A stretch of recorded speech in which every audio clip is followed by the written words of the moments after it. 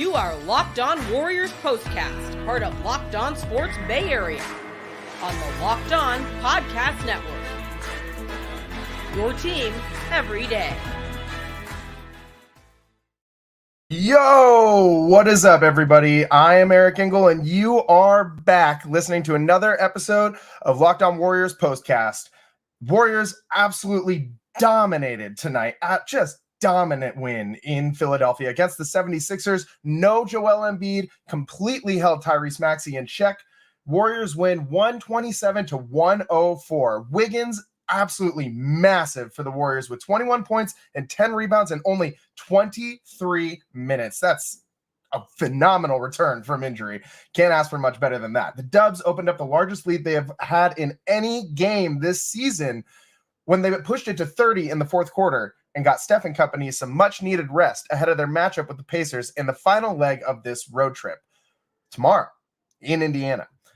Warriors outscored the Sixers 76-46, 76-46 in the second and third quarters alone, and they are now 3-1 on this 5-game road trip, with the last leg of it in Indiana tomorrow night. They have secured a winning road trip, locked it all up, and thank you so much for joining us again on Locked On Warriors Postcast. Today's episode is brought to you by Gametime. Download the Gametime app, create an account, and use code Locked On for $20 off your first purchase. That's code Locked On, LOCKEDON, for $20 off your first purchase. This game was not a blowout from the beginning. The Warriors actually trailed at the end of the first quarter, and they looked rough. Couldn't really get a bucket. Curry had no points, zero, a goose egg to end that first quarter. And the big three that we've become accustomed to, Steph, Klay, and Draymond, only combined for two points in the first quarter. Just 2 points. It's very, very weird. Just a weird way for this team to win. And I don't expect them to win if Steph, doesn't have these. Steph, they can't continue to win with Steph having these mediocre games. But every now and again, you'll have an off night. I can't remember the last time I saw a Warriors 30-point win where Steph was off. But hey, we'll take it. 26% shooting in the first quarter. Slow to hit threes again, just as they were in Brooklyn. They only hit 4, and it looked like that was going to go the same tonight. But Warriors finished with, I believe, 16 three-pointers tonight. Got a couple in garbage time there at the end. They finished fine. They shooting fine by the end of the game, but very, very, very slow start for the Dubs in Philadelphia, and a season low 15 points in the first quarter. That not the best start, not what you want to see. A lot of turnovers in that first quarter, looked out of sorts. Although the one thing they did really well is hold Tyrese Maxey in check. With Joel Embiid out, this is the one guy on the Sixers that you just can't let beat you. If you lose to their role players, I mean, if Tobias Harris really is giving you the work down low, you'll live with that. You'll live with that. But you can't let Tyrese Maxey, who is really the most threatening guy by a mile on the Sixers team with Embiid out, you can't let that guy win. You can't let that guy beat you. And they did a pretty good job on him today defensively, as they held him to just 12 points, minus 27, only 5 of 14 from the field. So pretty good night for the Dubs defensively against Tyrese Maxey, all-star Tyrese Maxey. And then as we got into the second quarter, we saw an absolutely furious comeback. Usually we're accustomed to seeing these types of comebacks in the third quarter for these Dubs teams. Not tonight. Second quarter came out absolutely on fire. Great ball movement. Big run to open up the second quarter. And the thing that stood out to me was that everybody got involved. It was Pajemski, it was Loon, it was Lester Quinones, it was Klay Thompson, it was obviously Jonathan Kuminga and Andrew Wiggins, but it was virtually everybody on this team touching the ball, moving the ball around, sharing the rock, getting some easy buckets in the paint, wide open looks on the perimeter after good driving kicks and good ball movement, and force the Sixers to make some tough rotations on defense that they were just slow to rotate to. And obviously when you don't have the force that is Joel Embiid inside, that really changes things as well. Kuminga probably not going to be getting to the rack as early and often as he did tonight if Embiid is in that game. Warriors came out 7 of 9 shooting to start that second quarter. Just like I said, absolutely on fire. And we saw a couple really, really big plays during this. Kuminga had a couple big dunks. Right as we were winding down the second quarter, Kuminga had a big dunk in transition. And then we saw on the next possession, on the Sixers' next possession, back down the court, Andrew Wiggins, who we haven't talked nearly enough about Wiggins today yet. We'll get into Wiggs' big game a little bit later in the show. But he single-handedly stopped a 3-on-1. A 3-on-1 transition bucket that the Sixers should have just had an easy layup on. And Wiggins kind of swipes the ball out of the first player's hands, and another Sixer picks it up and goes to put up the layup. And Wiggins immediately, with the bunnies, jumps right up and swats that away. I mean, the defensive ability to adjust by an Andrew Wiggins is just something that no one else on this team really brings. The versatility he has, it's kind of what Draymond used to be before his age kind of started to catch up with him, obviously without without some of the antics that Draymond can have. But speaking of Draymond, there was actually a pretty funny moment in the broadcast where there was a bad foul called on Draymond, bad call, and it was not a foul. Draymond was going for a loose ball rebound. Two guys got there at the same time. Draymond, being the bigger guy, kind of won the collision, and they called a foul, although it really wasn't. It was just a scramble for a loose ball. But the point is, Fitz and Buki were talking on the broadcast about how they were proud of Draymond for not arguing these calls too much and just kind of adjusting and having a quote conversation with the official. But if you had some ears listening to that broadcast, you could hear Draymond in the background saying, "That's an awful blanking call." So kind of a funny moment on the broadcast there tonight. That one made me laugh. And, Draymond's going to be Draymond, and he's going to come with that intensity, but it's part of why you love him. If he's on your team, you love that guy. If he's not, you probably don't. You probably really, really, really don't love that guy. Just ask Kings fans and how they felt about the quote stomp, which is, I mean, if you're considering that a stomp, that's pretty soft, but just ask the Kings fans about the stomp on Sabonis last year. So anyways, back to this game, Warriors again victorious over the Sixers, 127-104. Just absolutely great end to the second quarter. The Warriors came back and took the lead in the second quarter. They were down 10, really pushed it at the end and finished that quarter strong. They did have 9 turnovers in the first half. That was troubling. They were able to get it under control. And the one thing I didn't really like at the very end of this half, John Kuminga has a habit of kind of waving off Steph in these moments where the game isn't really on the line, and Kuminga has a one-on-one opportunity. And don't get me wrong, I like Kuminga in these one-on-one opportunities. He's phenomenal. There's not many guys in the NBA that can stay in front of him, and if they do stay in front of him, they definitely can't stop him from going over them. So not that I don't like Kuminga attacking one-on-one opportunities, but when the quarter clock is winding down and you got an opportunity for the last shot of the quarter and Stephen Wardell Curry is calling for the ball in single coverage coming off a screen, you give that ball to Steph. Not 9 times out of 10, not 99 times out of 100, a million times out of a million times. I want that ball in Steph Curry's hands. He can make the decision to pass off if he doesn't have the shot. But small thing to nitpick in a blowout win, especially in a fourth game of a road trip on the East Coast. I mean, just an absolutely phenomenal showing tonight by the Warriors. Did not look like a team who's going through the dog days of the NBA schedule and on a 5-game roadie on the other side of the country. They looked energized. You saw the bench all night long getting into it. Steph running up and down when he's on the bench, getting everybody into it. You saw the Warriors really trying to get every single person who played tonight a bucket, including Guy Santos, who at the end was able to drop in a layup to get 2 points. But it's nice to see a whole complete team win like this coming out of the Warriors as we head into the trade deadline, which we'll talk about a little bit later on. What are they going to do? Do they need to make a move? After seeing these last couple games, I don't know. I think they're kind of set with what they got, but we'll see. We'll get into that a little bit more later on.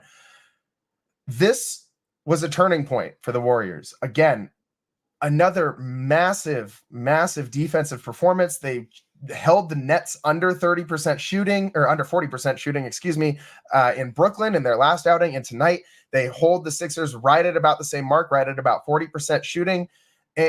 This team defensively, if they can just focus with guys like Kuminga and Wiggins and Looney, Draymond, and they'll get Chris Paul back eventually, which are two of the most cerebral guys in the league when it comes to defensive play, they'll be fine. I don't know if they really need to make a move. But as we saw in this game, that defense really propelled them in a lot of ways to this victory. Also, the rebounding. Again, team rebounding big tonight from guys other than your traditional centers, your Kevon Looneys of the world. You had Andrew Wiggins leading the team with 10 boards tonight. That was great.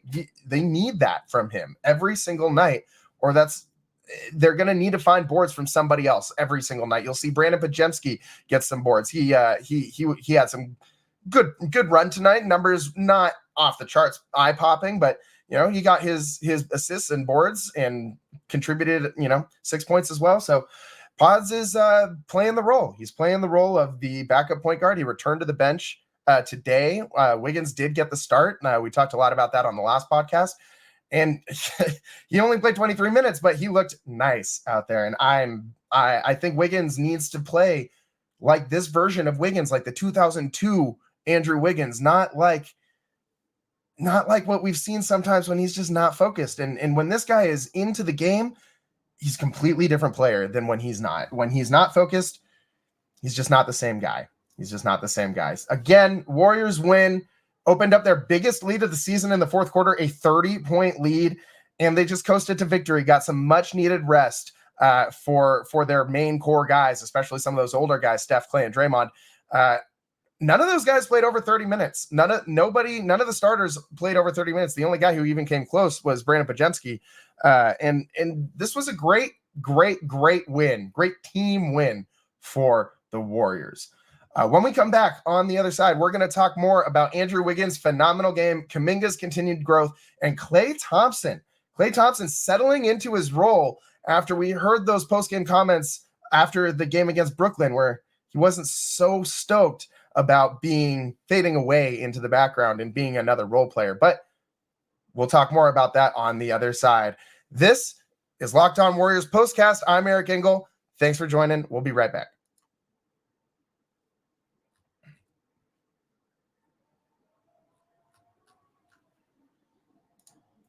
Passion, drive, and patience.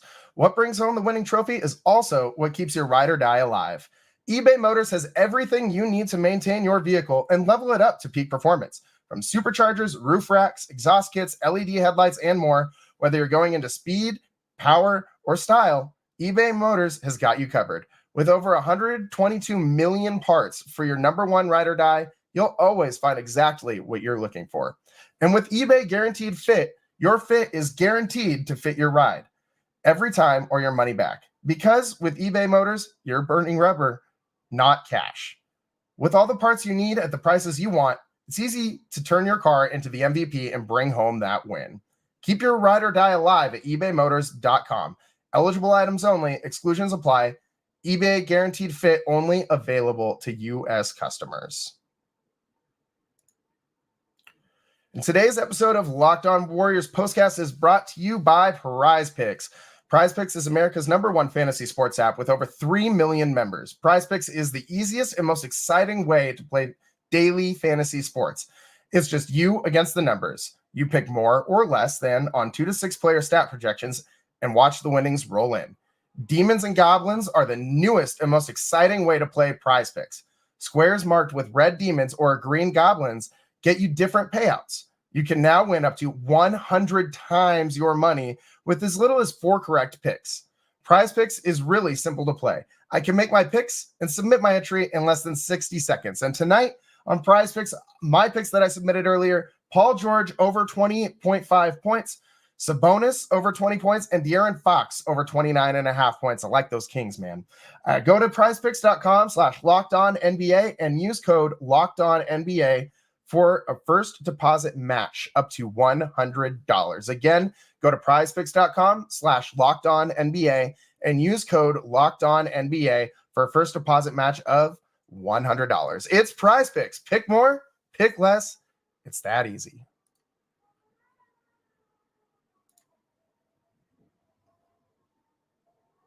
Welcome back to the Locked On Warriors postcast. I am Eric Engel. You might know me as Triple E from the Murph and Mac show when that was still around on KMBR. And we got to talk about Kuminga, Wiggins, and Klay Thompson. Tonight was not a Steph night. He was a little bit off. Didn't have a field goal in the first half, only 2 points at halftime. He did have what would have been a 4-point play called back for an offensive foul. I did not like that reversal, but they looked at it. That's what they decided. We'll live with it, especially on a night when the Warriors go up by 30 and handedly defeat the 76ers.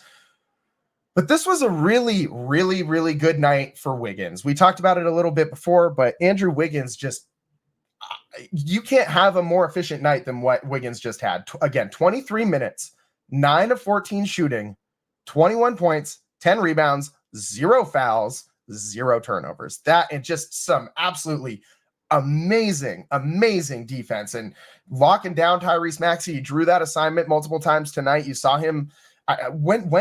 Find me another guy, Andrew Wiggins' size, that's going to stay in front of people defensively like he does.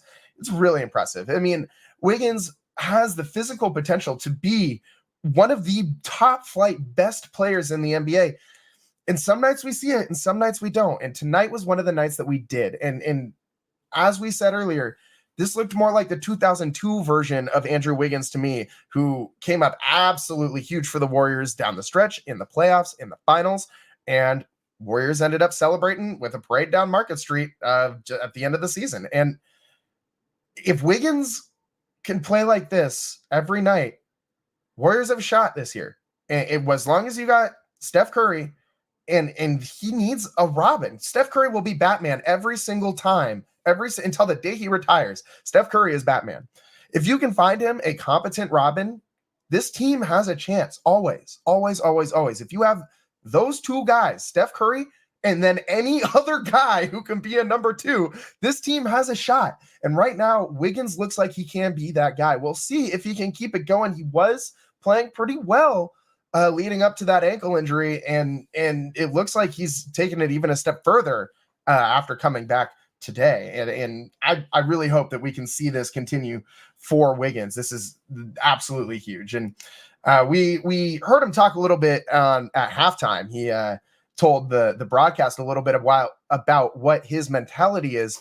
And he said he's hunting buckets inside, that he's trying to drive the paint, and he's not just settling for those catch and shoot shots. He's not just settling for a mid-range jumper. He's trying to get to the hole. One play that I really liked tonight, you saw the ball whipping all the way around, and Wiggs caught the pass on the wing. He had a 3, but he had a defender closing out on him, and he used the pump fake to make that guy fly right by him when the Sixers were scrambling to rotate defensively, and he had the rotation guy screaming at him, ready to jump and block it, or try and block that shot. Wiggins pump faked, stepped just a few feet inside the arc, and put it up. Nice, open, easy jumper. Just taking what the defense gives you, not forcing it. We've seen so many guys on this team. Wiggins does it. Klay Thompson does it. A lot of guys on this team forcing shots. Curry does it too, but Curry makes them when he forces it, so we're not going to complain about that. But we see guys on this team from time to time kind of just forcing shots up, and that's not what we want to see. We'll talk about this a little bit after we finish rapping about Wiggins, but Klay, oh man, he is falling into this role, this support role so well. And if he just keeps doing this, he is going to be the best version of himself that he can be at this point in his career, which is taking what the defense gives you, taking open shots, not trying to shoot leaners or tough catch and shoot shots when doesn't have his feet set. He's taking what is there, and he's playing phenomenally. But back to Andrew Wiggins.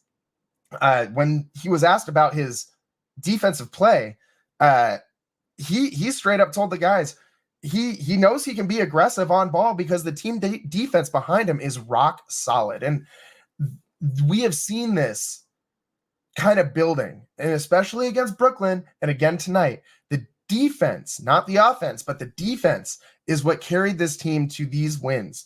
And I think this is going to be a turning point in this season where the Warriors figure out that that is going to be their calling card of how they win games down the stretch. If they don't have these defensive stops, you can count them out of games. And tomorrow night is going to be a big, big test against the Pacers, who just have an absolutely top flight offense with Tyrese Halliburton, who I don't think many people on the West Coast are realizing how great, absolutely great of a year this guy is having. But he's having, he's putting up numbers that kind of match some of Steph's MVP years. It's unreal what Halliburton's doing. They just traded for Siakam. That is a tough Pacers team that can absolutely just shoot the lights out and run the floor. And they are going to have a tough time. They're going to need those fresh legs where that rest at the end of this game really comes into play. But they're going to need fresh legs to keep up the scoring against this Pacers team and to step up defensively and hopefully limit them to, a modest point total and force some tough shots. So we'll see if they can do that tomorrow night against the Pacers in Indiana. Again, this is an early game, 4:00 start for those on the West Coast.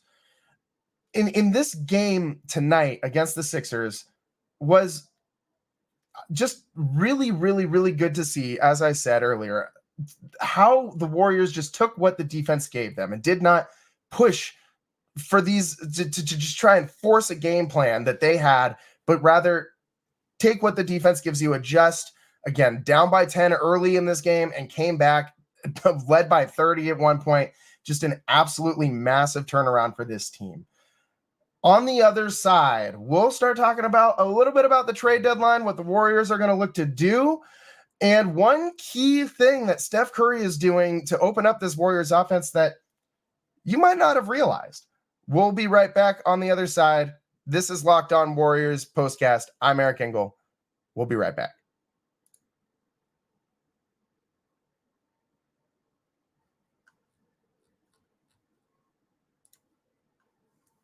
Today's show is also sponsored by Gametime. You shouldn't have to worry when you buy tickets to your next big event.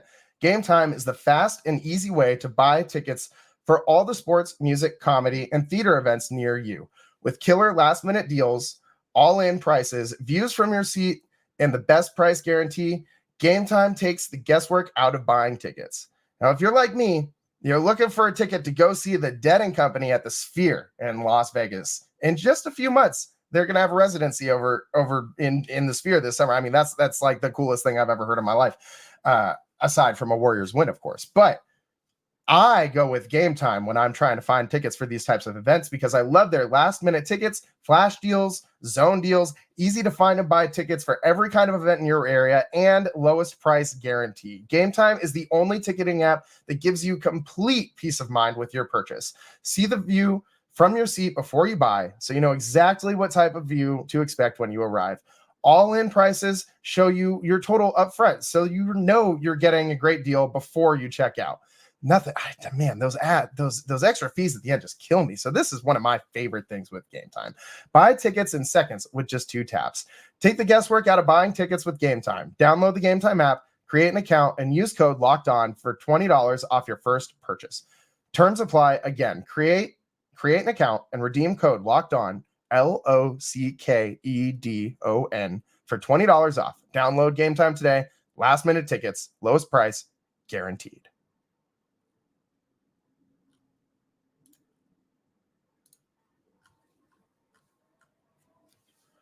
Welcome back to Locked On Warriors Postcast. I am Eric Engel, a.k.a. Triple E. You may know me from the Murph and Mac show on KMBR, which is no more, but was a pretty fun show for almost 2 decades here in the Bay Area.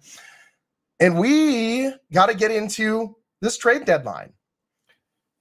A lot has been kind of put out there about tonight's star of the game, Andrew Wiggins, and if the Warriors would try to move him at the deadline. And you know, there's a lot of other pieces that they might be able to throw in there.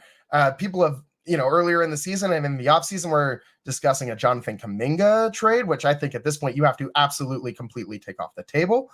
And you'll probably hear Brandon Podziemski thrown out there too. They can't trade Chris Paul because he's hurt, but Brandon Podziemski is going to be a name that you're going to hear, and so is Andrew Wiggins. And I think the Warriors should stand pat. I don't think that they should trade anybody. I don't think that what you're going to get is going to be anything compared to what these guys could be when they play up to their potential. I don't think if you trade away Andrew Wiggins, as we just discussed, when he's on, he has the potential to go toe-to-toe with absolutely anybody in this league. He can lock up LeBron James if he wants to. He can lock up any single player in the NBA, anybody. You aren't getting that in return. Who are you going to trade Andrew Wiggins for that's going to give you someone like that back? Absolutely nobody. I mean, you just don't even think about it. You're not going to get somebody who can compare. Brandon Bajewski has an absolute, his ceiling is incredibly high right now. I mean, you think about what this guy could turn into, and he just looks phenomenal out there. He makes the right plays. He does not look like a rookie. He's the first guy to have this many. This is the first rookie to have this many double doubles in a row since like 1997. It's crazy. I mean, he is not playing like a rookie at all. Those rookie mistakes don't seem to exist with him. And he's a point guard who's grabbing rebounds and making hustle plays all over the place. You don't trade that guy. That is the exact type of guy you would be looking to get back, not get rid of. So I don't expect the Warriors really do anything. They might do something small, maybe add some size for some bench pieces, but a couple draft picks, but I don't expect them to trade anybody who you would consider a starter on this team, or even a six man, or maybe even a second guy off the bench. I don't think any of those guys are going anywhere. This team is built how it is built, and this is how they're going to live and die by this lineup. And I'm okay with that. Again, I think they have a chance. If you have Wiggins playing at this level, you have a chance with all the other effort and energy that these guys have, these young guys, that is just infectious and gets into some of the veterans. It makes it easier for Draymond to get rolling. And I really do like the makeup of this team. So I don't expect them to go out and make a big splashy move, but I do expect them to kind of shop around a little bit and maybe add something, some depth, some size, but that's about the only thing. They don't need more shooting. They're going to be pretty guard heavy. They already are, but when Chris Paul comes back, they're going to, have another guard in the mix. And they've already shown that even guys like Lester Quinones is serviceable. He's been hitting some knockdown threes, some good effort from him. I love his energy out there. Same with Guy Santos. Shout out Guy Santos. What a great name. And two, Guy is just absolutely just showing out deep, like effort wise, both sides of the floor, defensively, offensively. I really like seeing that hustle from those guys. And I don't think you really want to have I don't think the Warriors have the flexibility this year as they've had in years past to kind of make a move.